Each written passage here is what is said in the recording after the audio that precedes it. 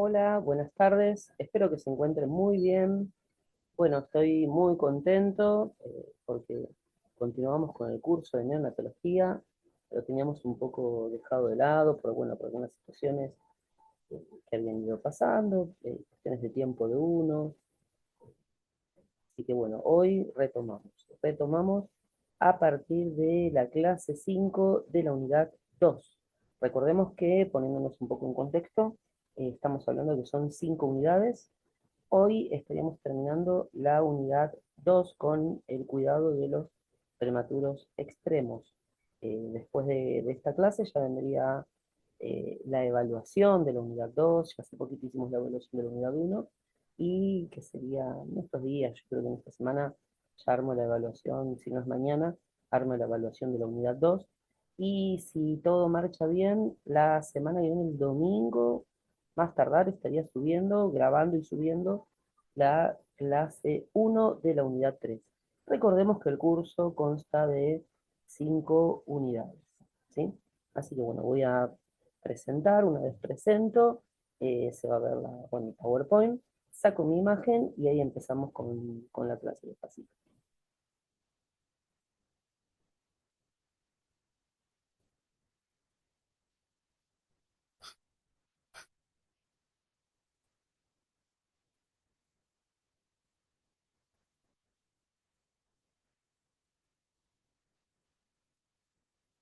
Perfecto. Bueno, un poco hablar del tema, ¿no? Cuida, que ya lo habíamos dicho, cuidado de los prematuros extremos. Recordamos, mi nombre es Miguel Ángel Peña Rocha, soy profesor en enfermería, licenciado en enfermería, trabajo en dos instituciones educativas de nivel terciario. Ahora sí voy a sacar mi cámara y arrancamos con la clase despacito, ¿sí?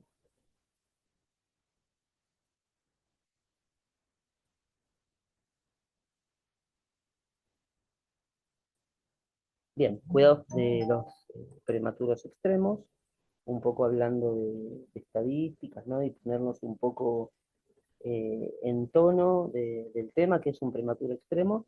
Bueno, sabemos que el periodo natal comprende los primeros 28 días de vida, ¿sí?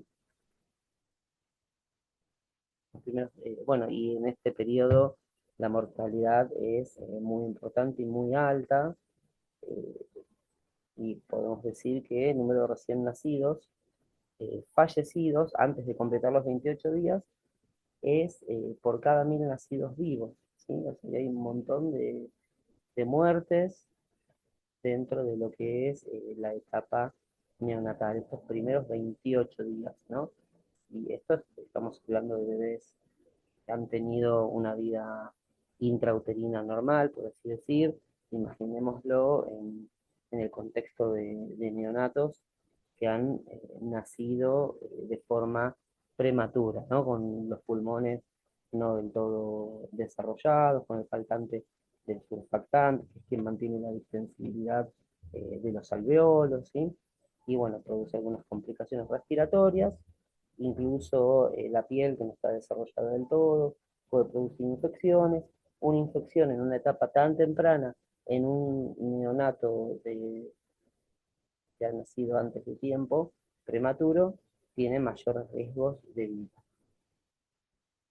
Bueno, la mortalidad infantil en nuestro país es de 14,4 por mil, y la mortalidad neonatal es de 9,7 por mil. La mortalidad neonatal representa el 67,8% de las muertes infantiles. O sea, dentro de las muertes infantiles, el 67% o 67,8, casi 68, representan el total de las muertes infantiles. Las madres con riesgo de tener un niño prematuro, estas madres deben ser controladas en un centro calificado, es decir, un centro de especialidad neonatal de alta complejidad, preferiblemente.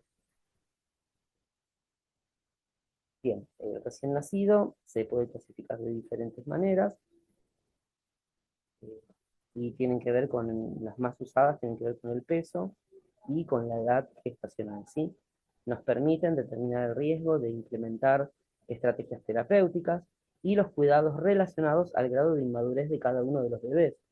Es decir, que si tiene mayor riesgo de prematuridad, vamos a implementar mayores cuidados, y ahí es cuando el neonato debiera nacer, o por lo menos debería programarse, el nacimiento en un centro de mayor complejidad y no de menor complejidad, mucho menos de nacimientos domiciliarios como hay una tendencia arraigada ya hace bastante tiempo de esto, ¿no? Que se hacen esto de volver al nacimiento, como se hacía antiguamente, del nacimiento de los niños en sus domicilios.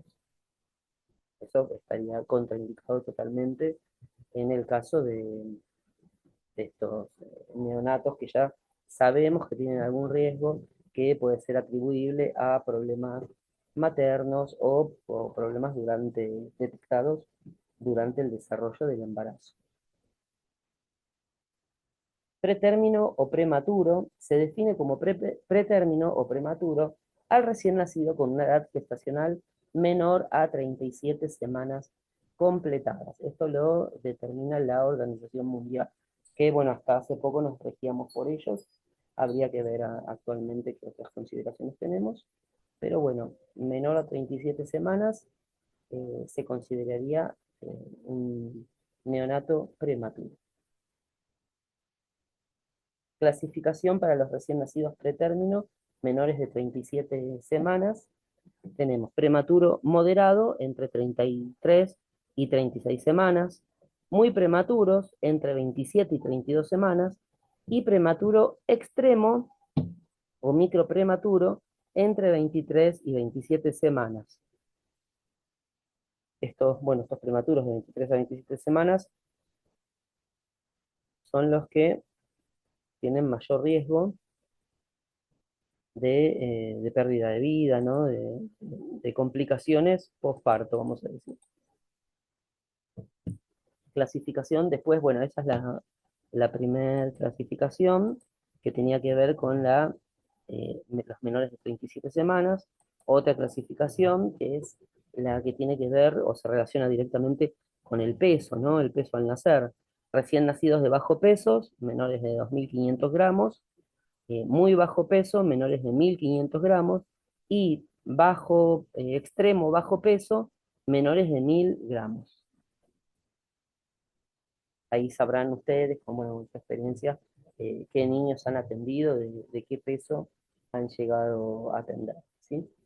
Algunos ya pueden ser no viables o no compatibles con la vida, por eso requieren de asistencia respiratoria mecánica u otras medidas de soporte que puedan llegar a ayudar. Bien, ¿el peso es adecuado o no para su edad gestacional? PAEG, ¿no? Adecuados, peso adecuado. O sea, PAEG es algo así como decir, no algo así, sino, a ver si lo puedo escribir, peso adecuado a la edad gestacional. Igual después dice, ¿no? Adecuado para la edad gestacional, cuando el peso del nacimiento se encuentra entre el percentilo 10 y 90 de las curvas de crecimiento intrauterino.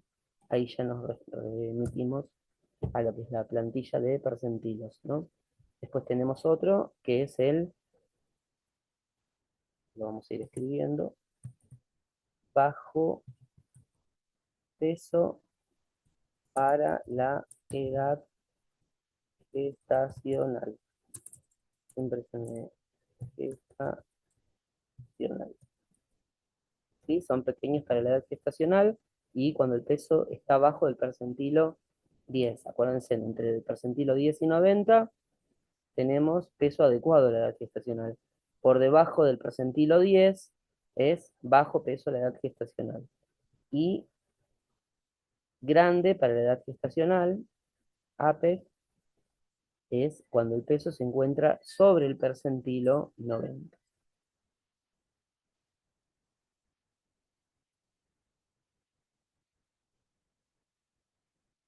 Bien, valoración de la edad gestacional.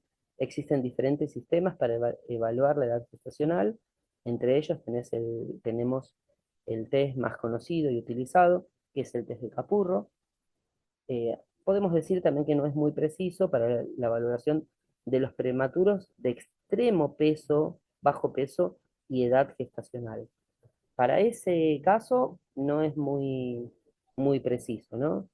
Tenemos el test de Bayard, desarrollado en 1988, es el más rápido y simplificado para la valoración de los bebés prematuros.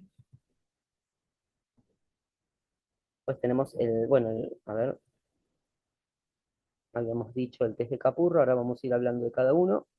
Es una herramienta médica que se utiliza para estimar la edad gestacional de un bebé recién nacido. Ayuda a determinar cuántas semanas de gestación tenía el bebé cuando nació.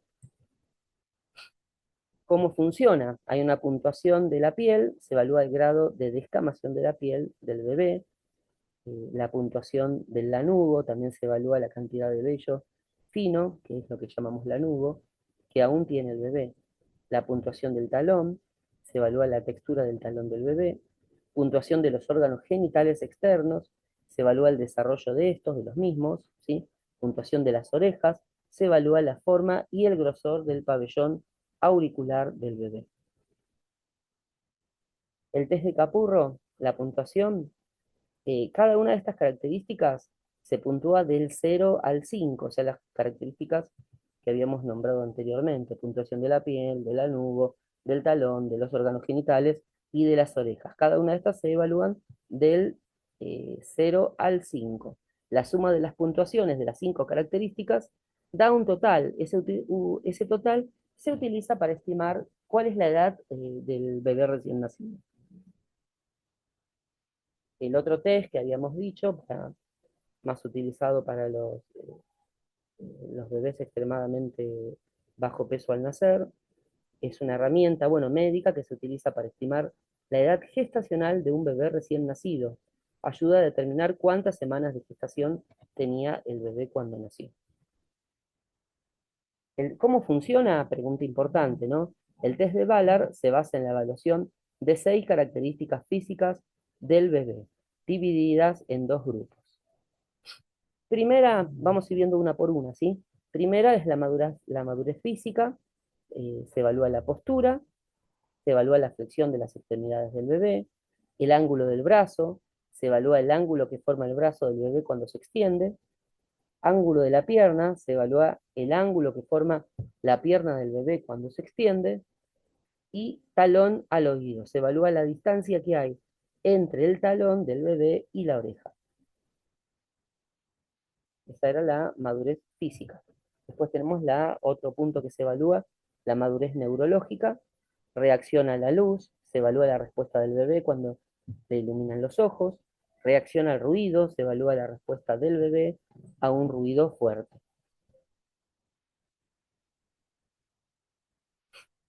El test de Ballard, ¿cómo se puntúa? Bueno, cada una de estas características, al igual que el test de Capurro, se evalúa del 0 al 5. Según el grado de desarrollo del bebé, la puntuación total del test de Ballard se utiliza para estimar la edad gestacional del bebé. ¿Para qué se utiliza? Bueno, el test de Ballard se utiliza en los siguientes casos. Cuando no se conoce la fecha exacta de la última menstruación de la madre.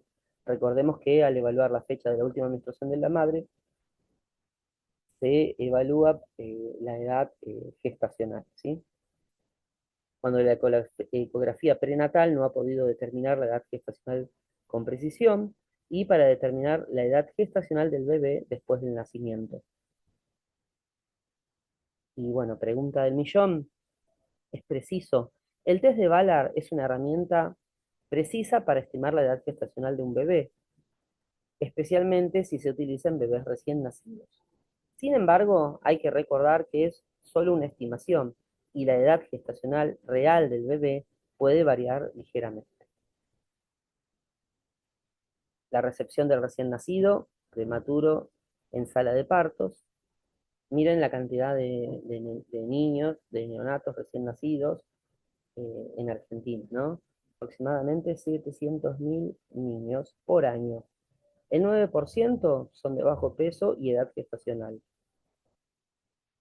Y bueno, y menos del 1% tienen extremadamente baja edad gestacional.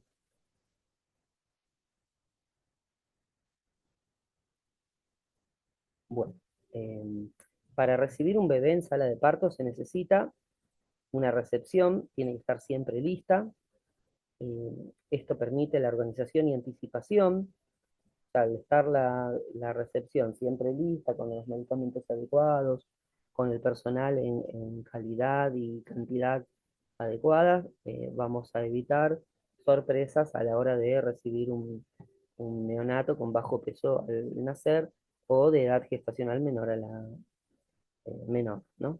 Personal entrenado, disponible, por eso hablamos de personal en cantidad y calidad, en forma constante, comunicación eficaz, tiene que ser esta comunicación es entre neonatólogos, enfermeros, obstetricia, anestesiólogos y la familia.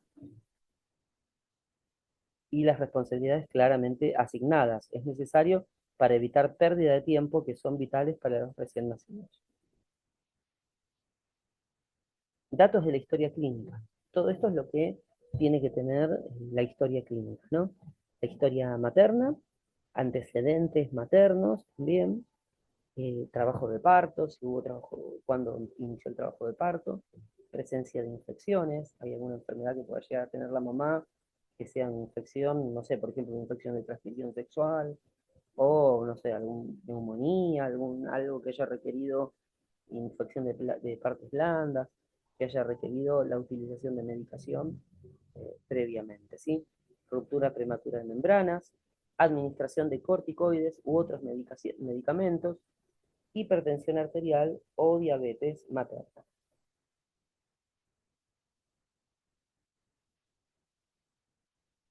Características de la sala de parto para recibir neonatos prematuros.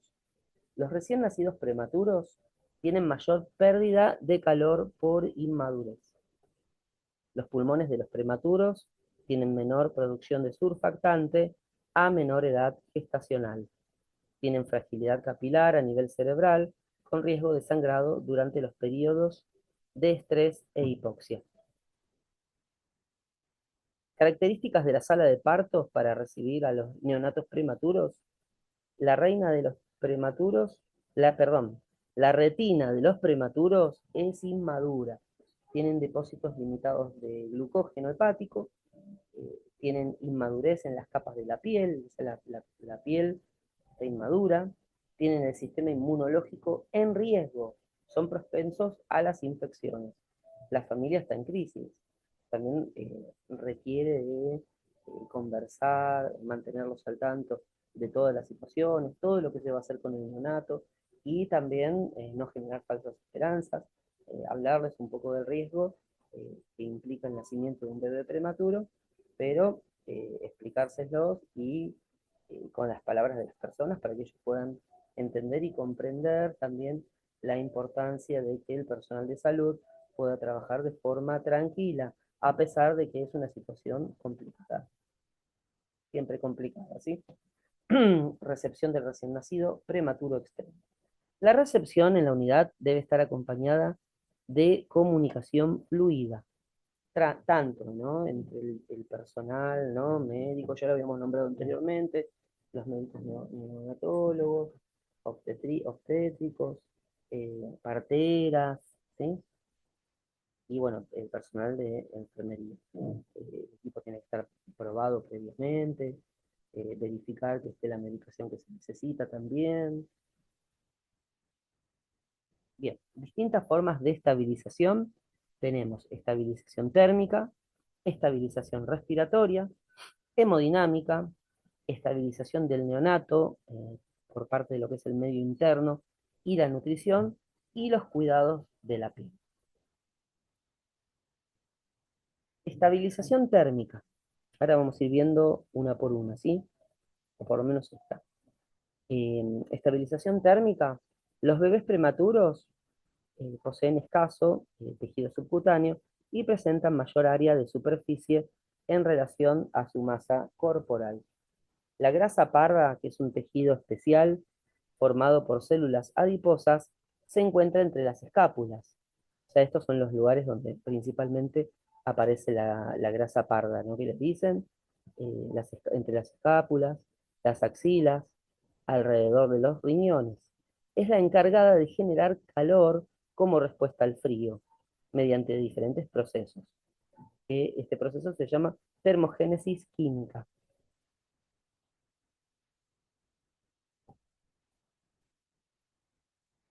Bien, condiciones de la sala, importante, ¿no? Tiene que tener calor radiante, tiene que haber termocunas o servocunas. El ambiente debe estar alrededor de los 28 grados centígrados. No se recomiendan altas temperaturas, ya que la hipertermia también aumenta el consumo de oxígeno y glucosa, sumado a esto que es un bebé prematuro con mayor riesgo a la hora de mayor consumo de oxígeno o de glucosa. No deben existir tampoco corrientes de aire. Tienen que estar todas las puertas cerradas del lugar para evitar esto de las corrientes de aire que también produce pérdida de calor. Condiciones de la sala, ubicar al bebé en la cervocuna, se pueden utilizar sábanas tibias y suaves para secarlo, hay que colocarle el gorro, bien, ¿sí? Y se encuentra con temperatura entre 36 y 36,3. Está la cervocuna, ¿no? Se puede colocar sábanas plásticas que nos permiten conservar la temperatura que tiene el bebé y disminuir las pérdidas. Las pérdidas. Mantenimiento de la temperatura del recién nacido en las unidades de cuidados intensivos. Se recomienda utilizar servocuna hasta que el bebé esté estabilizado. Luego se lo traslada a la incubadora de doble pared con servocontrol.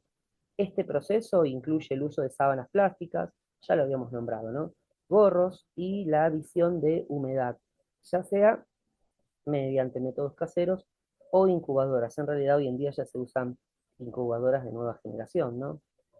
Que tienen humedad, o servohumedad. Estas medidas ayudan a disminuir las pérdidas transepidérmicas de agua y estabilizar la temperatura del recién nacido. Bueno, otra estabilización importante es la respiratoria, que puede aparecer síndrome de dificultad respiratoria por la ausencia de surfactante. Al tener una edad escasa o no tiene desarrollado los pulmones adecuadamente, por falta de surfactante, que es lo que mantiene los alvéolos en una posición anatómica adecuada, ¿sí? Entonces, al faltar el surfactante, eh, se puede colapsar los alvéolos. Bueno, para la estabilización respiratoria es necesario, bueno, comprender la anatomía y fisiología de las vías aéreas de los bebés prematuros, hacer una valoración clínica adecuada, incluida la valoración respiratoria, el examen físico, la radiografía y laboratorio. Distintos métodos de administración de oxígeno y ventilación, como CPAP, ARM o bueno, otros. Cuidados de las vías aéreas y administración de surfactante exógeno, también para suplir el faltante por la inmadurez del niño, o del neonato mejor dicho, cuidados del oxígeno, monitorización de todos los parámetros como temperatura, saturometría, frecuencia cardíaca, respiratoria, tensión arterial invasiva y no invasiva.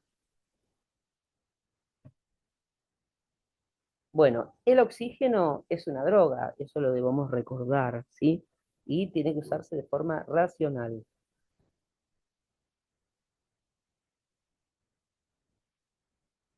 Bien, un poquito a modo de recordatorio, una tabla para recordar la combinación de oxígeno y aire comprimido. Tenemos, ¿no? El primero de todos, que es el porcentaje de oxígeno, 30%. Ahí tendríamos un flujo de oxígeno en 1 litro por minuto y flujo de aire de 9 litros por minuto. Con esta combinación de flujo de oxígeno y flujo de aire, conseguiríamos un porcentaje del 30%. Y así sucesivamente, después lo pueden ver en los textos que comparto, en el PowerPoint este que lo voy a compartir. Flujo de oxígeno 2 litros y de aire 8 litros producen el 40%. El 4 y el 6 producen 50%. 5 y 5 el 60%. 6 y 4 70%. 7,5 y 2,5 80%. Y 9 y 1 producen 90% de oxígeno. Una complicación que se puede producir en el neonato por la oxigenoterapia es la retinopatía del prematuro. Representa una seria amenaza para la salud visual infantil en Argentina, constituyéndose como la principal causa de ceguera en este grupo etario. Esta condición, que afecta a bebés nacidos prematuramente, subraya la importancia de la atención médica especializada y el seguimiento por un grupo de oftalmológico. Seguimiento temprano. Algunos cuidados que debemos tener en cuenta como enfermeros para disminuir el riesgo de retinopatía. Uso de oxígeno mezclado y controlado, conocer la concentración de fracción inspiratoria de oxígeno. El oxígeno tiene que estar calentado y humidificado. Utilizar el monitor inmediatamente después del nacimiento. No modificar los límites solo porque suene la alarma.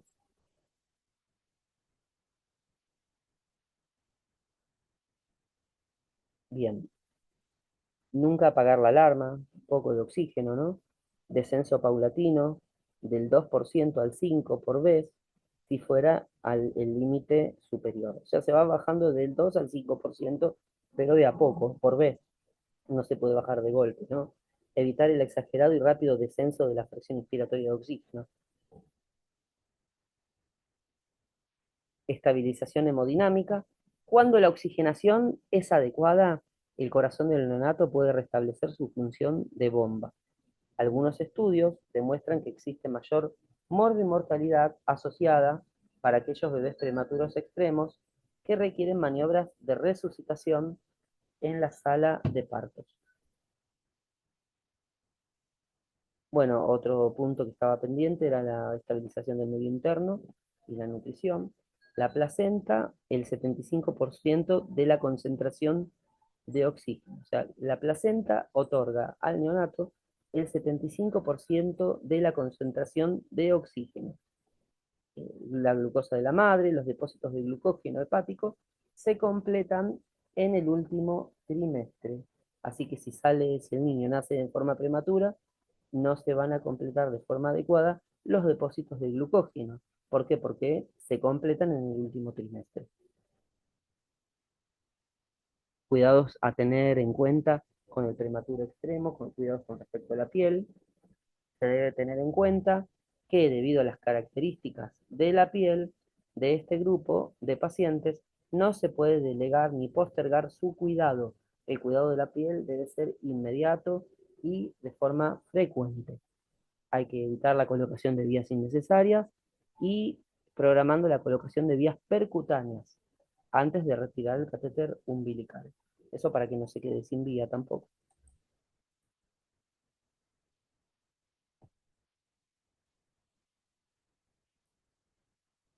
Características de la piel de los bebés prematuros o de bajo peso es más frágil que la de los bebés a términos.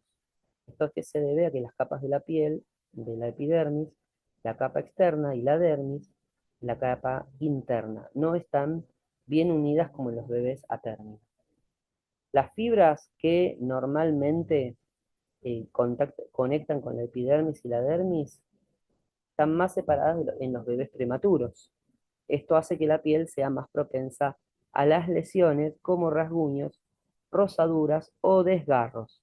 Es importante tener mucho cuidado al manipular a los bebés prematuros para evitar que se irrite la piel. En realidad se trata de no tocar los procedimientos que se hagan eh, cuando se programa un procedimiento, ya se hace varias cosas a la vez para evitar tocar lo demás al neonato.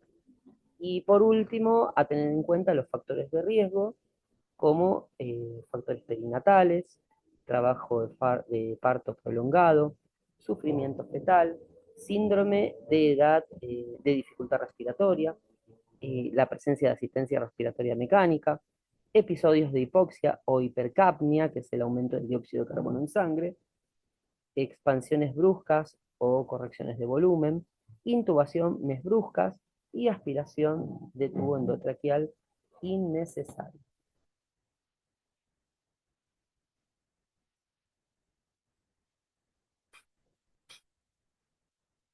Bueno, hasta acá la clase de hoy, donde cerramos eh, el manejo del prematuro extremo. Recordemos, esta es la clase número 5, última clase de la unidad 2. En esta semana voy a estar compartiendo el examen y si marcha todo bien, el domingo que viene estaríamos viendo la primer clase de la unidad 3. Sin nada más que decir, me despido. Nos estamos encontrando, estamos hablando en la semana o la próxima semana, el domingo.